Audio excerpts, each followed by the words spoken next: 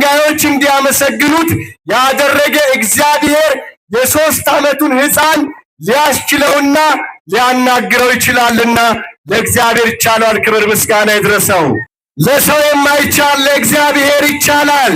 አሁን ዓለምን ሁሉ አሜሪካ እንደምትገዛና እንደምታንበረክከው ሁሉ በዚያን ወቅትም ዓለምን ትገዛ የነበረችው በዓለም ላይ ኃያል የነበረችው ጣሊያን ነበረች። የዛሬ 2000 ዓመት ኢየሱስ ክርስቶስን አታምልኩ፣ እሱንም አትስበኩ፣ እሱንም አትናገሩ በተባሉ ጊዜ እንዲህ ነበር ያሉት፣ የሰውን እንስማ ወይስ የእግዚአብሔርን እንስማ አሉ። የሰውን እንስማ ወይስ የእግዚአብሔርን እንስማ? እስቲ የእግዚአብሔር ልጆች የሰውን እንስማ ወይስ የእግዚአብሔርን እንስማ? የማንን እንስማ? የእግዚአብሔርን እንሰማለን አሉ። በዚህ ጊዜ ሐዋርያትን እኛ የምንሰማው የእናንተን አይደለም፣ የእግዚአብሔርን የምንሰማው ኢየሱስ ክርስቶስ ከሰማየ ሰማያት እንደወረደ ከድንግል ማርያም እንደተወለደ ስለዚህ ከሞት እንዳዳነን በመስቀሉ በውሕይዘ ደሙ መዳን እንዳለ ይህንን በደንብ አድርገን አምልተንና አስፍተን እንሰብካለን፣ እናስተምራለን። ስለዚህ የሰውን ሳይሆን እግዚአብሔርን እንሰማለን ባሉ ጊዜ አብዝተው ገረፏቸው፣ አብዝተው ደበደቧቸው። በደበደቧቸውና በገረፏቸው ጊዜ ከዚያም በኋላ በለቀቋቸውም ሰዓት ከግርፋትና ከድብደባ ከተለያየ መከራ በተለቀቁ ጊዜ ፊታቸው እያበራ ንጉሥ ቤት ገብቶ ማዕድ ተካፍሎ በልቶ ጠጥቶ ወይደ ጠጅ እንደጠጣ እንዳማረበት ሰው ሆነው ተገለጡ ይላል። እግዚአብሔር ክብር ምስጋና ይድረሰው። ከጥበበኞችና ከአስተዋዮች ሰውረህ ለሕፃናት ስለገለጥክላቸው አመሰግንሃለሁ። እስቲ ሁላችሁም ከፍ ባለ ድምፅ ከጥበበኞችና በሉ። ድምፃችሁ አይሰማም። ከፍ ባለ ድምፅ የማይናገር አይኑር። እግዚአብሔር አንደበታችን የከፈተው እንድንናገርበት ነውና የማይናገር አይኑር። ከጥበበኞችና በሉ። ከአስተዋዮች ሰውረህ ለሕፃናት ስለገለጥክላቸው አመሰግንሃለሁ።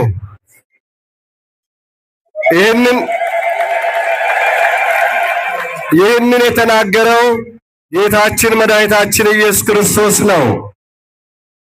የተናገረበትም ዋናው ዓላማ በዛሬው ዕለት እንደምንመለከተው ይህ ታላቅ በዓል ስናከብር ይህ ታላቅ በዓል በምናከብርበት ጊዜ በዚህ ቦታ በተገኘን ጊዜ ትልቅ እያንዳንዳችን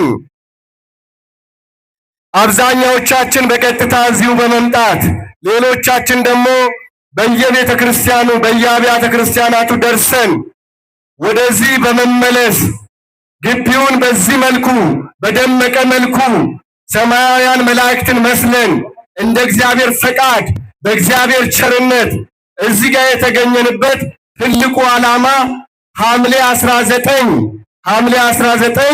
ምን የሆነበት ቀን ነው?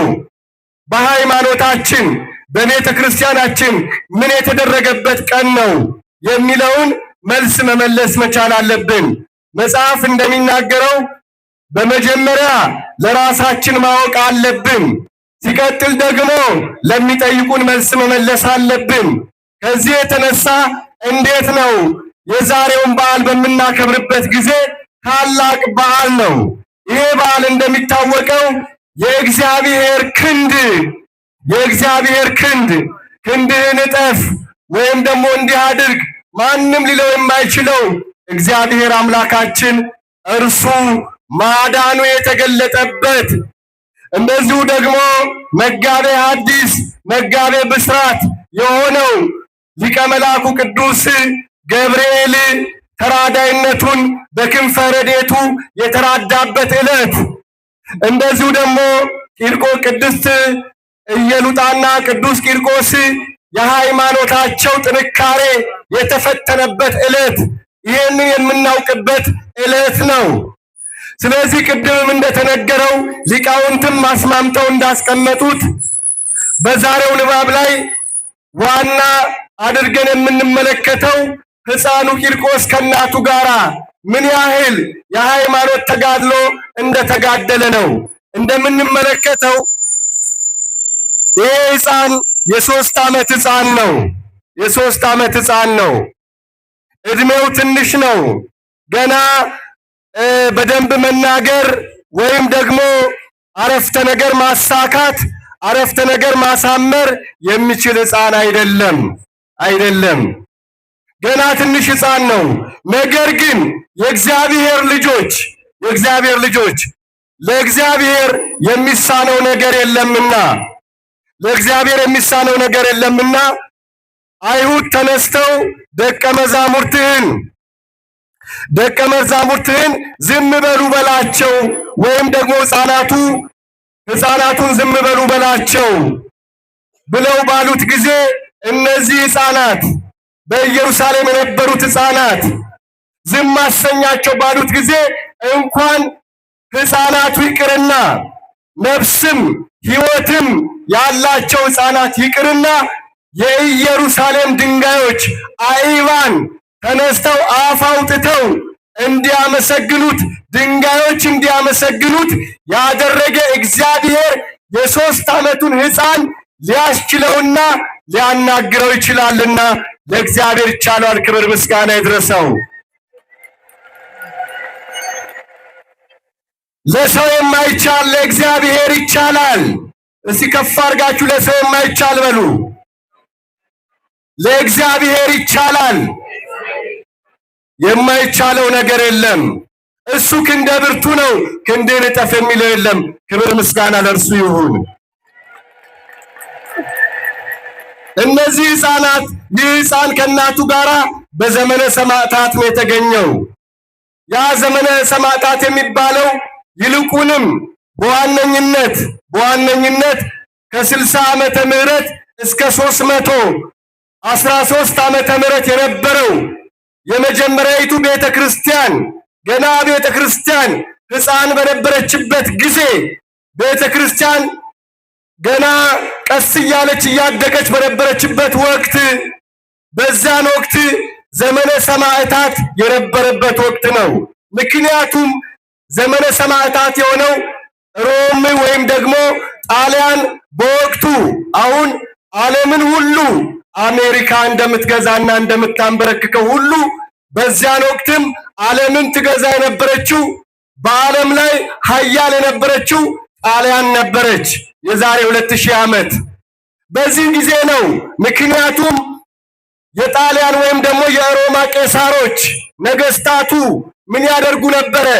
በአብ በወልድ በመንፈስ ቅዱስ በስላሴ ቦታ ራሳቸውን ቁጭ አድርገው ራሳቸውን ያስመልኩ ነበረ።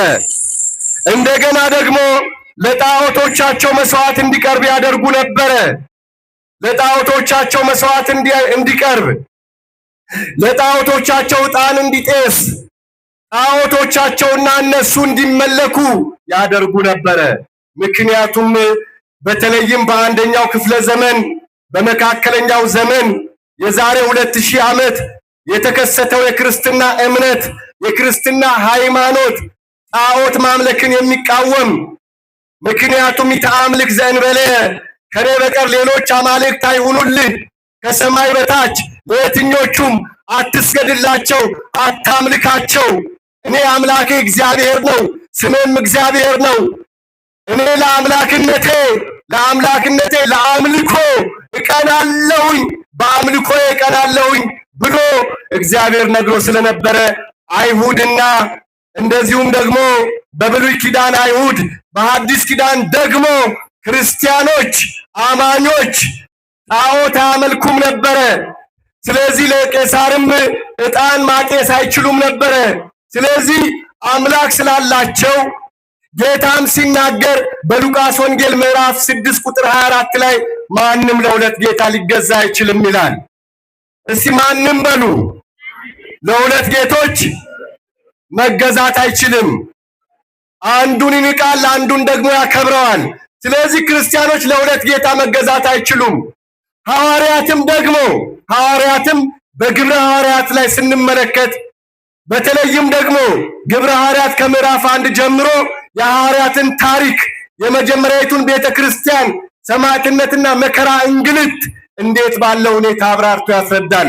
የሐዋርያት ሥራ ምዕራፍ 5 ላይ ስንመለከት በተለይ ሐዋርያት ይሄን አድርጉ፣ ኢየሱስ ክርስቶስን አታምልኩ፣ እሱንም አትስበኩ፣ እሱንም አትናገሩ በተባሉ ጊዜ እንዲህ ነበር ያሉት፣ የሰውን እንስማ ወይስ የእግዚአብሔርን እንስማ አሉ። የሰውን እንስማ ወይስ የእግዚአብሔርን እንስማ? እስቲ የእግዚአብሔር ልጆች የሰውን እንስማ ወይስ የእግዚአብሔርን እንስማ? የማንን እንስማ? የእግዚአብሔርን እንሰማለን አሉ።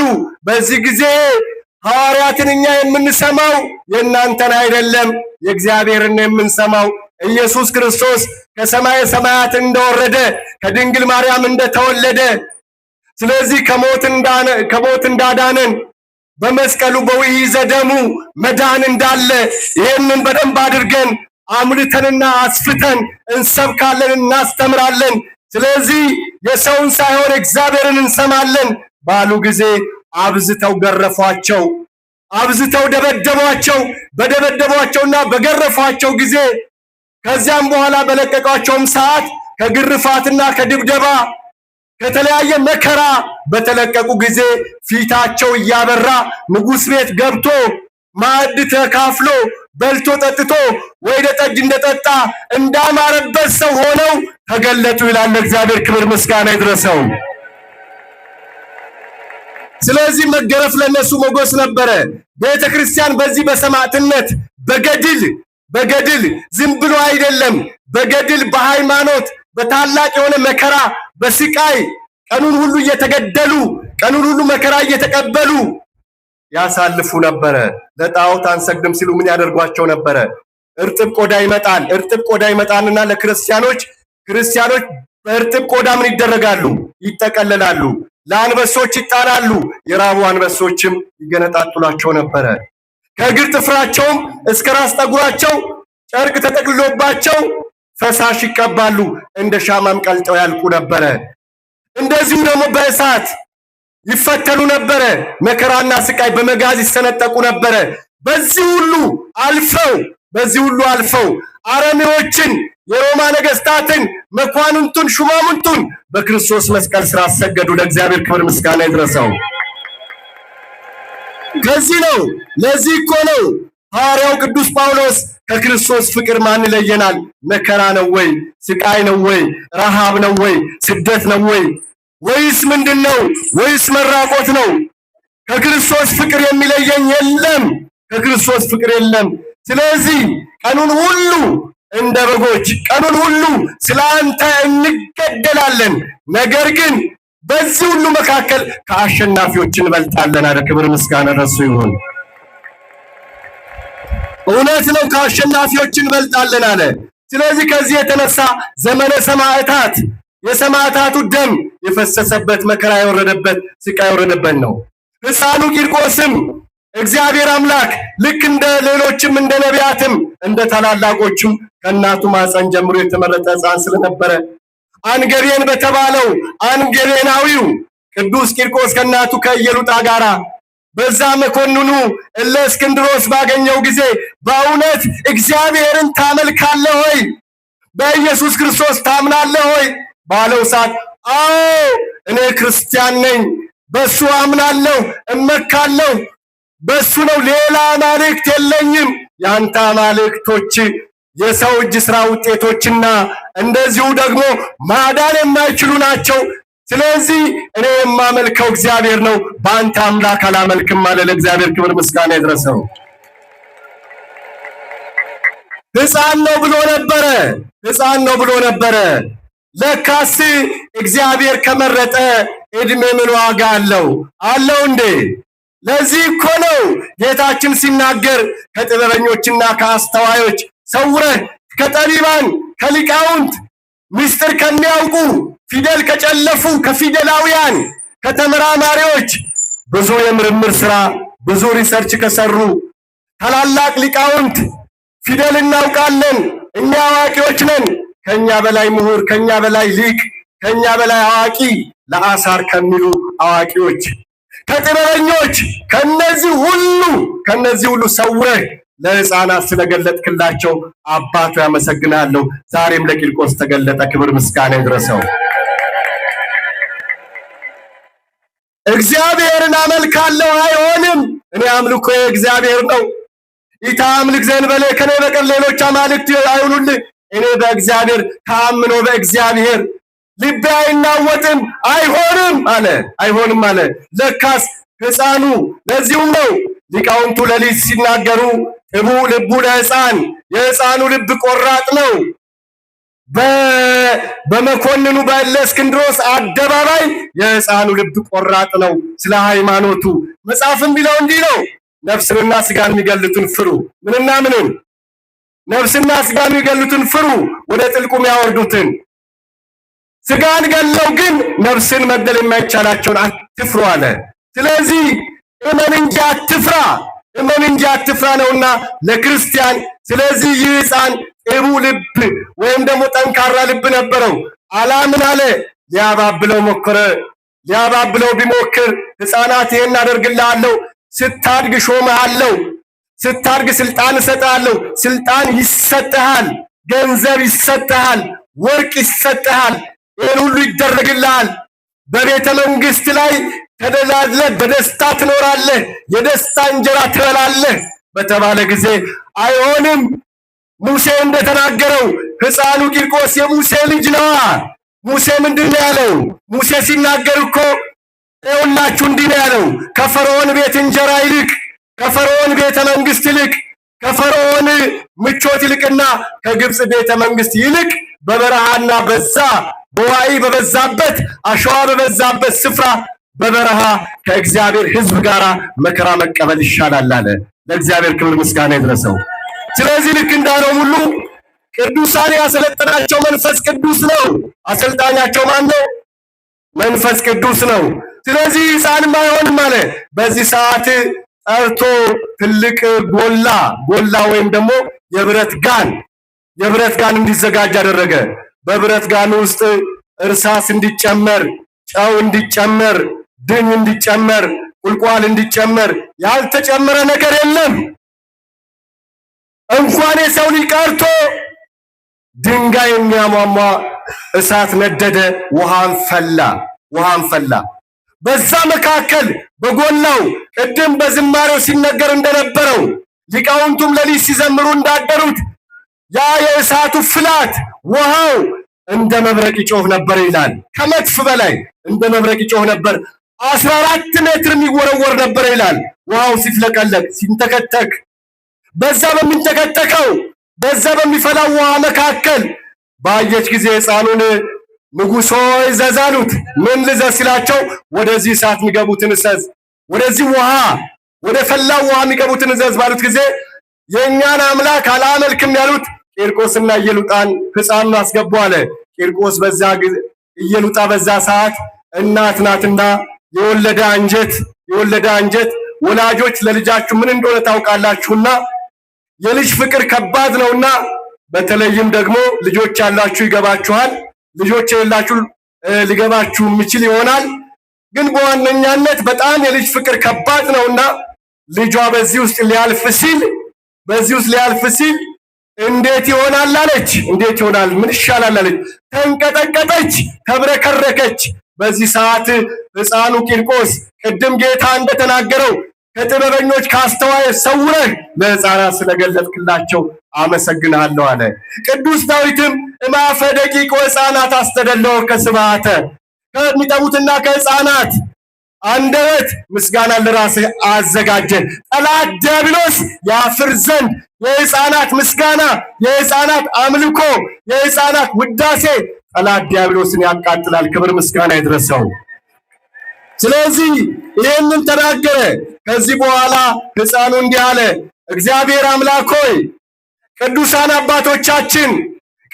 አባቶቻችን ያገኙትን ሰማዕትነት እንዲያውም እኮ አናንያ፣ አዛርያ፣ ሚሳኤልን ያዳናቸው አምላክ እኛንም ሊያድነን ይችላል። ባያድነን ክብሩ በዚህ ከሆነ ክብሩ የሚገለጠው የእሱ ክብር የሚገለጠው በዚህ በፈላ ውሃ ውስጥ ገብተን መቃጠል ከሆነ ይሁን፣ ካልሆነም ደግሞ አናንያንም አዛርያንም አድኗል። ሶስትናን ከደረበናት አድኗል። ዳንኤልን ከአናብስት አፍ አድኗል። እኛንም ሊያድነን ይችላል። ስለዚህ ባያድነንም እንኳን ክብሩ ሊገለጥ ከሆነ ክብሩ ይገለጣል። ሕፃኑ ለእግዚአብሔር ክብር ምስጋና ይድረሰው። ስለዚህ የማይሆን ከሆነ እናቴ ሆይ ብዙዎች ያገኙትን ሰማዕትነት ልናጣው አይገባም። የብዙዎችን አክሊል ለደጋግ ቅዱሳን ለደጋግ ሰማዕታት። ለዚህም ነው ሰማዕታት የዚችን ዓለም ጣዕም በእውነት ናቁ፣ ደማቸውንም ስለ እግዚአብሔር አፈሰሱ፣ መራራ ሞትንም ታገሱ፣ እንደ ይቅርታም ብዛት ይቅር በለን ተብሎ በሰኞ ውዳሴ ማርያም ላይ ቅዱስ ኤፍሬም እንደተናገረው። ስለዚህ መሪር ቢሆንም ከዚህ መራራ በኋላ ስለዚህ አባቶቻችን ያገኙትን የድል አክሊል እናገኛለን። እነ ቅዱስ ጊዮርጊስ ያገኙትን አይሆንም አለ ሕፃኑ። ጸለየ። እግዚአብሔር አምላክ ሆይ አንተ አዝመራውን አጥፍተህ እናቴን ለይተህ እኔን ልታጸድቅ ትችላለህ ወይ? እንደዚሁ ደግሞ ግንዱን ለይተህ ቅርንጫፉን እንዴት ይሆናል? ስለዚህ እግዚአብሔር አምላክ ሆይ እናቴን ያስፈራውን ይህንን መንፈስ ከእናቴ ላይ አርቅ አለ። በዚያ ሰዓት ኢየሉጣ አጠገብ የነበረው ኢየሉጣን ሲያስፈራራ የነበረው ዲያብሎስ ክፉ መንፈስ ከኢየሉጣ አጠገብ ጥሎ ሄደ፣ ብን ብሎ ሄደ በቂርቆስ ጸሎት። እግዚአብሔር ክብር ምስጋና ይድረሰው። በዚህ ሰዓት ቂርቆስ በጸለየ ጊዜ እግዚአብሔር አምላክ እንደተናገረው በቅዱስ ዳዊት አድሮ በመዝሙር 33 ላይ ቁጥር 7 ጀምሮ እግዚአብሔርን በሚያመልኩ እግዚአብሔርን በሚፈሩ እግዚአብሔር አምባቸው መጠጊያቸው ላደረጉ ሰዎች መላእክቶቻቸው በዙሪያቸው ይዘፍራሉ ያድኗቸው እንደተባለ ሁሉ ከሰባቱ ሊቃናት ሊቀ መልአኩ ታላቁ መልአክ የስሙ ትርጓሜ የእግዚአብሔር ኃይል ገብርኤል ማለት በዕብራይስጥ የእግዚአብሔር ኃይል ማለት ነው።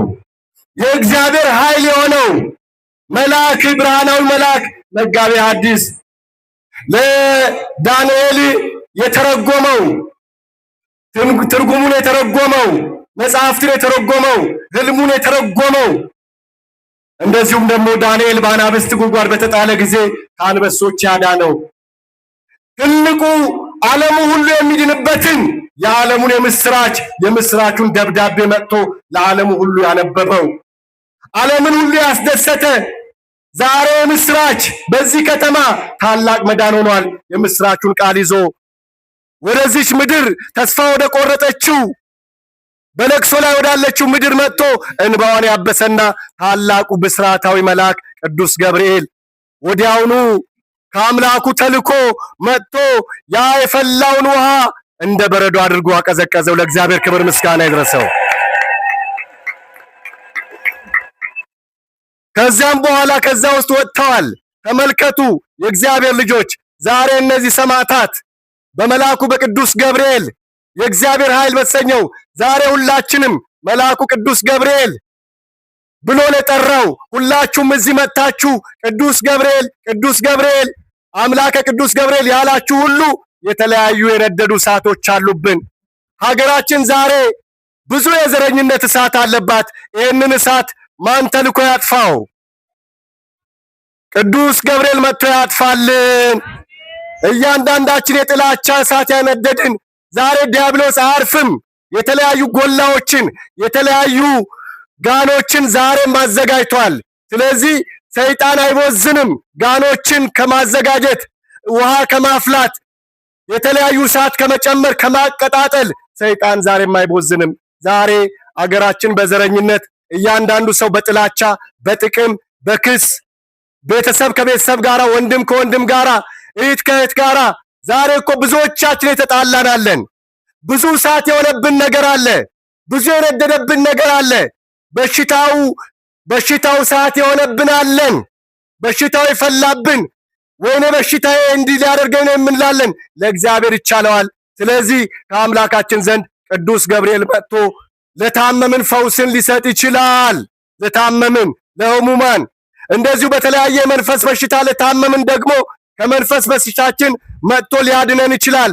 ስለዚህ ቅዱስ ገብርኤል ስንለው ወደኛ ወደ ቂርቆስና ወደ ኢየሉጣ እንደመጣ ሁሉ ወደኛም ይመጣል በሮ። እግዚአብሔር አምላክ በቸርነቱ በምሕረቱ አይቶ ሊቀ መላኩ ቅዱስ ገብርኤልን ታላቁን መልአክ ይላክልን። እግዚአብሔር ከኛ ጋር ይሁን። ከጥበበኞችና ከአስተዋዮች ሰውረ ለሕፃናት ስለገለጥክላቸው አመሰግናለሁ።